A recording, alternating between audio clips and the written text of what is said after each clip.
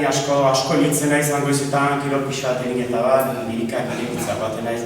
Naketarian deskubritu dut, itxasoak egin dut, ez da, itxasoak jendean iguratu du betidanik. Ni mendia artean jaiotakoa naiz, urrestira dago lauden diren artean, eta mendiak beti daude berdin. Mendiak beti dira igual. 40.000 urte dara matzade, igual izaten. Nire hortzaran zegoen aitza, oain, 50 urtek nire, guten naiz eta aitzura antxe dago, igual, ez da, izpirik ere. Aldatu. Eta itxasoa aldiz beti dago, aldatzen beti aldakorra, joan etorrian, aldatzen zaio kolorea, aldatzen zaio volumena, aldatzen zaizkio olatuen neurriak, haizea. Orduan, iruditzen zait, bizitzaren aldakortasunarekin harreman handiagoa daukala itxasoak, zerikusi handiagoa daukala.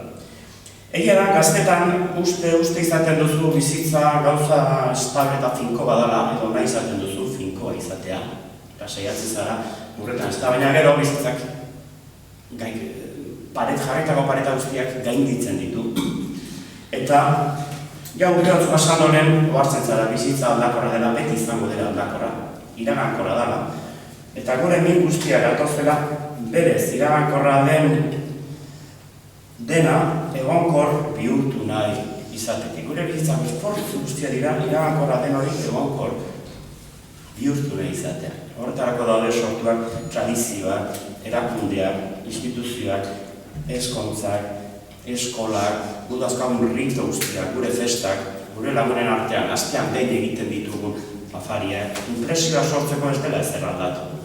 Eta beti bezala, biltzen garela astero eta bar. Baina, gero, deskubritzen duzu, zure energiaren mugatua dela. Eta hemen dator galdera garrantzitsua egiten da liburuan, nire energia mugatua baldin bada, zer dagoen eregan mugatu ez dena. Hortik aliatzen da beste gogoeta sorta bat. Hau guztia itxasoaren aurrean zergatik, nire poema askoren haziak Getarian sortua direlako. Paseatzen ibiltzen izenan, beti bat itxaso aurrean, San Anton mendian dagoenak, itxasoa dakat aurrean, eta gero kafe hartzen dut Getarri tabernan, eta taberna hori importantea da, ez da propaganditatik, baina Getarri taberna izango da Euskal Herrian bakarrenetakoa liburuak zeuzkana zuk hartu eta irakurtzeko. Eta zeuzkana, esaten dut, zegeo otsaileko ekaitza sartu zen tabernatan eta liburu guztiak eraman zituen itxasoak. Taberna puskatu zuen, eta liburuak desagertu ziren otsailean. Nik goiz askotan egoten nintzen taberna hartan, kafe hartzen,